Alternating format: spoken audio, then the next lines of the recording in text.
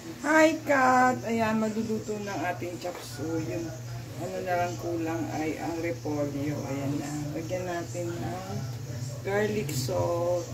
Leonie, thank you for the garlic salt. Ayan. Hindi na natin nilagyan ng Knorr cubes. Ito na lang, garlic salt. From the US. Padala ni Tita Leonie. Thank you. Ayan, Kat. Chef Kat. Si Cathy na ang chef natin ngayon. Very busy ang ating chef team. So, si Kat na nagpre-prepare ng food nila everyday. So, yan. Kat, maluluto ng ating chop suey. Luluto lang natin. Sana masarap ang dinner ni Popsy. Nasa office siya today.